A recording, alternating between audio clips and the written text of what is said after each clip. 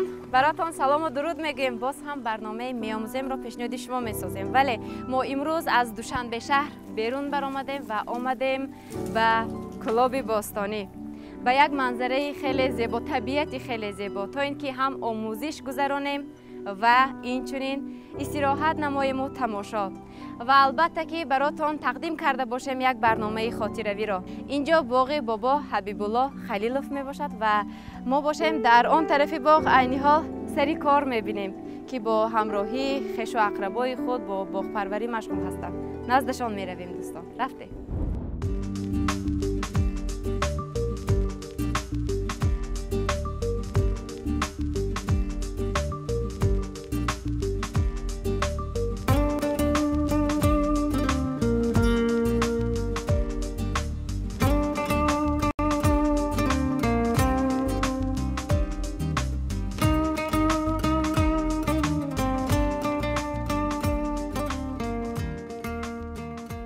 دوستان، همان گونه که گفته ما از دوشنبه بیرون برآمدیم، آمدیم به شهر کلاب، به دهه حکیم آباد، جماعت دهات زیرکی. این نفر حبیب الله خلیلوف می باشند، شناس شوید. سلام و درود باری دیگر بابا. رحمت، تشکر، یک جهان تشکر به شما که ما را عیادت کرده ایستاده آمدید. خب سپاس بابا، چون در باغ شما حالا قرار داریم چند نمودی درختان را در اینجا پرورش میکنیم. در باغ ما اصلا همی زردالو، شفتالو، آلوی سیاه، آلبالو، من همی درختای انگور، حتی ما شناندگیم انگورهای مثال درختای انگورهای سفید درشو سرما بردگی، اما سیاهیش با قوت تاباور. انا درختی ناک هم شناندیم، درختی انار هم شناندیم. انار هم اونقدر قوت ناکیش کلان نه، سرما برد. امسال بسیار خنک آمد، قریب 20 گراد خنک شده بود. برای همین درخت‌ها اکثریتش مردن. یعنی میوه‌شان کمتر است. میوه‌شان کمتر است که ناامید نیستیم ما. بهترین. خب عینی حال که در دستتان یک قیچی را می‌بینم بابا، گمان میکنم که برای بریدن شاخه‌های نالازمه، شاخه‌های خشک شده آمده. برای چی قیچی؟ این قیچی اصلا برای باغکار همه قیچی بلند قامت در کار که یک خیلی نوده‌هایی که زیادی پخش میشوند بی‌حوصله‌اند، همونا بریده میگیریم. مثلا همین بی‌حوصله من از اینجا قیچی میکنیم میپرتیم که هم این طرف را نگیرد. انا زیادی که در این بخواب برآمدگی اینها را خشک‌هایش را بریده میپرتیم. برای نالازم آنها جاگیر میشن، چون که بینده باید شمال گذرد، هوا گذرد. یعنی خیلی نازکی ها دارد. ما اون نفرانی که از باغ پروری دور هستیم فکر میکنیم که هر یک شاخ این درخت به ما میوه میدهد، ثمره میبخشد. البته شما این میوه میدیدگیش با زردالو اصلا بلندیش با گل میکند، پارچه پایان ترش اونقدر گل حاصل دهنده نیست. یعنی هر چی کوشش کنیم که قد درخت بلندتر شود. اما ما هر سال امینال خوراک علاوه‌ای میتیم، پوری محلی میتیم، پابل میکنیم، تازه میکنیم، سفید میکنند. سفید میکنن. اصلا ما وقتم که نبود همه خشک شدگی ما امینا سفید کردن وقتمون نرسید. پس در دوام برنامه حداقل یک 10 دانه درختتان رو من سفید میکنم بابا، اگر اجازه دهید. اینچنین با استفاده از همین قیچیتان یک چند شاخهای درختتان را میخوام برم و حس کنم که کدامهایش را ما باید بریم تا اینکه شمال درآید. من همیشه میکنیم. مثلا همین درخت‌ها اینا بهوده آیا هم پسته. انا میشه بهوده‌ش قیچی کردن میپرتیم. مرحمت کنی بیای. این سخت است قیچی؟ یو سخت هم نیست، هم کمتر. برم کنی خودش آسان بود است. آسان. این حالای زیاد باید شده شود. پس انا این را باید بریم. این را باید ببریم. زیادیه باید. به حوصله. آنا نمیگیریم. و همین شاخهای باقی مانده رو همچون هیزم شاید استفاده کنید. این را جمع میکنیم، این را با محکم میکنیم. در کار میشود، در خواجگی. در خواجگی، در نانپزی، در همه کارهای لازم میشود. انا این هم قاق شده است برم. انا گیر. معلوم. الکی فهمی شد پیدا کرده است. از همو خزانی برگم تصور کرده دانستن ممکنه. من این مثلا خزان میشود. برای چی خیلی میشده باشد بابا؟ اگه ایشا طبیعت خودش نداند ما نمیدونیم راستی. بله واقعا ممکنه غذا نرسد به همون نوده. غذا کمتر شود، برای همین ممکنه ایسا باشد. عجیباً در یک شاخی مثلا نسبتاً به از دیگراش غفص‌تر یک شاخچه هست که برگهایش خرمند سبزند یک تای دیگرش نه این آودار بله خوشرو آن این آودار قاق شده این کلان قاق شده است سبب نرسیدن یگان غذا یا سبب نرسیدن یگان آب مثال چی این شکل راست یا همون اگر تکنیکا ندانم ما نمیدونیم بابا تا آغاز ثبت برنامه گفتید که با واسطه پیوند من بیشتر به حاصلناکی همین باغم رسیدم یعنی همه درختاتون قریب که پیوند است همین درختایی که حاضر میبینید همه همین پیوندی هستند اما همین پیوندی خریده آماده شنوندگی زردولش با صفت های یکی خیلی طبیعت با ما مبارزه بود ما را امسال بی‌نصیب گرداند اگه نباشه همینا هر کمش زردولی بود که همین مانند سیب بریم خرید کتا کتا ناامید نشید من در اینجا میبینیم زردالو هست حداقل برای خراجات همون خودی خانه طلبات خودی خانه را قانع میکنیم منم پیوند کنی هم آموختم در تجربه آموختم اینجا پیوند کردم آلبالو رو پیوند کردم در گیلاس اینا باید یک بیخش رو پیوند کرده اینا پیوند حساب میخورد اینا همه کوندا پیوند میگن اینا خیلی با شاخچه پیوند دیگر نموده برگ پیوند دای چند نمود پیوند دای ما همیشه کمتر آموختم آن اگه بزرگتر شود کلانتر شود گرفته یگان جای خوشته یگان جای به حاصل میمونم که با پربار شود بله این دانه‌اش کتا کتا نسبتی این حاصل بودگی اینایو اینجا آلوچه چه گیلاس این اگر به ویا برسه و به حاصل بیاید این هم آلوچه و این هم آلوچه این هم آلوچه لیکن از این ده کلانتر چه گیلاس از برگش علاقه برگش معلومه اینه برگش هم کندش هم ای نو یک تاجیش کلان کردگی هم وای هم قریب که به حاصل آمده چشیده بود دیده بودیم وای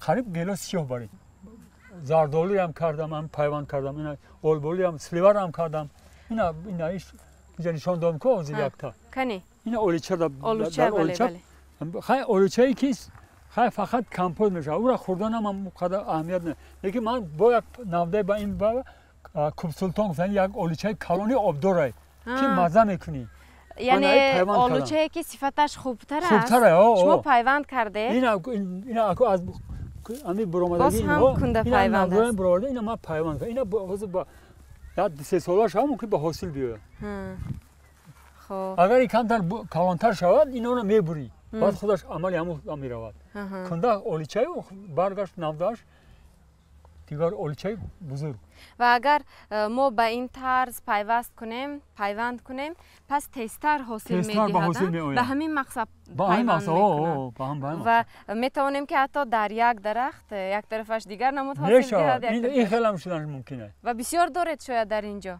نه ما اکراس که این خیلی ندارم امی یک تنیم منم حاضر آموخته استودم و باز در باغ شما در همین موسم کدام کارها را به انجام رساندن ممکن؟ خیلی نمی زمین خالیش با علف رشقه شدیم خیلی این قریب 10 سال زیاد شد انا رشقه گم میشود از خود به خود با اثر نو شدگار کرده با چاشیدن در کاره تخمیش را میچوشید تخمیش هم میچوشی اثر نو بعد با حاصل کلان بیدا میگیریم یعنی علف خود برای مال گاو هم این هم در آویده ذخیره میکنیم برای مال گاومون بابا دشواری نکشیدید برای آباد کردن این باغ زیرا میبینیم که زمینش اندک سنگ گشت بسیار دشواری کشیده ایستادم من همین سنگ فقط سر راه ما میشود شدگار میکنی سنگ میبراید سنگ دشوار شدگار میکنی سنگ میبراید سنگا و خاک پوشاندگیش کم ولی به هر صورت ما باید تحسین و آفرین گوییم برای این قدر زحمت کشیدنتان برای این قدر کسب خود را دوست داشتنتان. خب در اینجا میبینیم که در یک قطار زردالو هست آلو هست این را شما آمیخته شنانیدید زمین درخت‌ها را اکنون اینا ما اول شناندم بود 4 ریاد 4 قطار زردالو شناندیم نهال خریدیم هم خیلی گفتیم که همین 4 ریاد شود لیکن از سببی که مثال زمین ما حاصل نیست کم حاصل سنگا و اکثریت درخت‌ها ما خشک شد جای هموندا بعد ما اینا آلبالو شناندیم آلبالو تاباور در سنگا و هم در مطابق است به همین هوای و به همین زمین البته و در بازار چه طلبات خوب است؟ طلباتش نسبت زردآلو و نسبت سیب آلبالو طلبات زیادتر. برای از وای کمپوت میکنن، از وای برنی میکنن. دیگر نمودی ذخیره های زمستان را میتونن تیار کنن. خب از زردآلو هم میشد، ولی به هر صورت اگر طلبات خوب باشد این خوب است، زیرا وقتی ثمره‌اش رو میبینید پس باز هم الهام میبخشد به شما، قوت دل میبخشد و وادار میکند که باز هم میان را سخت بسته کار کنید. عزیزان، با کمک بابای حبیب الله ما حالا یک شرایط سازگار کردیم، زیرا اینجا آهک آوردند و میخواهیم در عمل آهک کنی را سنجیم، آموزیم. ممکنه بابا؟ آهک را با آب آمیخته نموده، بعدا میکابیم تا اینکه آمیخته شود خوبتر و همین خیلی. و وقتی که خشک می شود این آب بعدا سفیدیش معلوم میگرده. بعد معلوم میگرد هم حتی برای حشرات‌های ضررسان هم فایده می‌آورد. یعنی برآمده نمیتونه. برآمده نمیتونه یک بار. بعد اگر کمتر اگر نه بور خطایی آلوده کنی مورچه رو نصف میکنه. این اصلا مورچه و حشرات ضررسان بسیار در میخواد در درختان. و با همین مقصد که پیشگیری کنند اصلا حشرات. فایده کم داره آهک. بسیار فایده ها داره.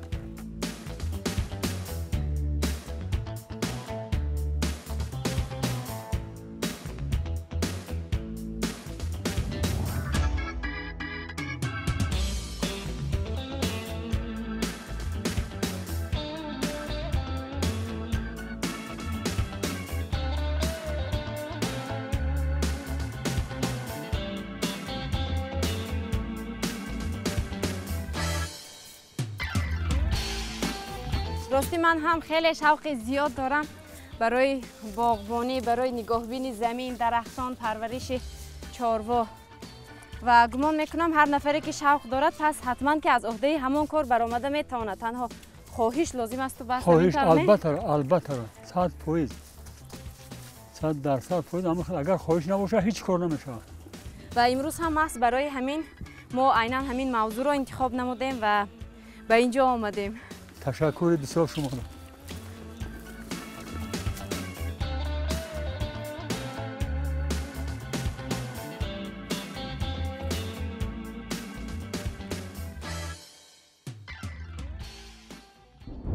خیلی میبینیم نوبسته از آنه که بابای ما امروز در سنی مبارک 75 میباشند، ولی خود شخصا میآیند همین باغ را بانی میکنند، درختان را پرورش مینمایند و حتی در درویدن علف نیز چقان میباشند. بابا در آن طرف باغتان ما یک ماشینه علف دروی را دیدیم، ولی گمان میکنم کاری که با دست اجرا میشود خوبتر است. البته 1000% بهتره که باید مهنتی تکنیک استفاده بودن بسیار کار خوبه، برای که آسان میشود. آسان میشه، مهنتت آسان میشود، کار تیز بود میشود، محصولات به صفت نمیشود. بسیار این فایده کلان دارد. هر قدم یسر هم نمیشود این کار. حالتهایی میشود که باز با دست اجرا میکنه. تیز مثال زمین کشاده میکنی، زمین برای مثال آبیاری کردن بود تیار میکنی. تیز بود میشود. ای دستی چقدر مهنتی تو خود فرسو های. لیکن تازه تر اجرا میکنیم با دست. با دست البته تازه تر میکنی، برای که در دست خودت چقدر خوبی همون قدر تازه میگیری. اما مکانیزم میخواد میگیره، نمیخواد کنچیده باشه نمیگیره، رفتن میگیره دیگه. این همین دست خطی میکنی، این دست تازه بهترین این خیلی خوبه سر میشه.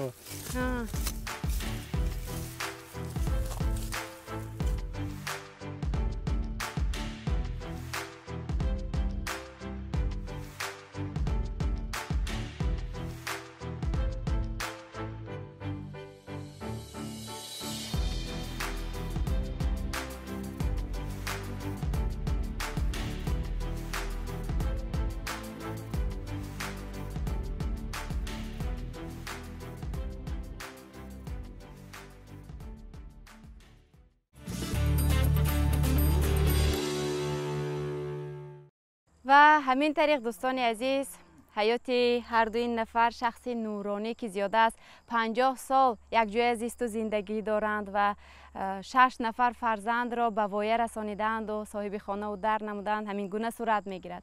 یعنی بی خیال از سحری بر وقت تنور را میتسبانند و نانهای گرم میپزند و میشتابند به طرف باغ، زیرا در اینجا تا به این دم بابای حبیب الله با همراهی نبیرگان خود با باغ پروری مشغول می باشند و ما امروز تنها آمدیم نظری انداختیم به حیات این نفران، به فعالیت کاری این نفران و باور داریم که یک برنامه خوب بود از یک فضای خوب و برای شما یک روحیه خوب هم بخشیده توانست. با همین امروز برنامه میآموزیم را جنبست میکنیم، ولی قبل از جنبست سخنهای خوب و پندآمیز بابای حبیب الله را گوش میکنیم. بابا چی میگوید بهر تماشابینان ما؟ بهر تماشابینان من گفتنی هستم که هر کس با مهنت حلال اگر مسابقت کند، مهنت حلال برای او بفایده آور است، برای عائله‌اش، برای زندگیش، برای عمرش. چهل که میگن عمر خوب دیده، همه حیات خوب بکنی دائما در عمل اینا تطبیق کردن در کار. سخن نیک یک درمان بیمار میباشد. اما شما هم یک دلبرداری، شما به این باغ ما تشریف آوردید و از شما مینداری میکنیم و در آینده از شما بسیار این تشکر میگوییم. سپاس بابا. رحمت. شما هم تشکر. خانه آباد باشد دوستان. خیر.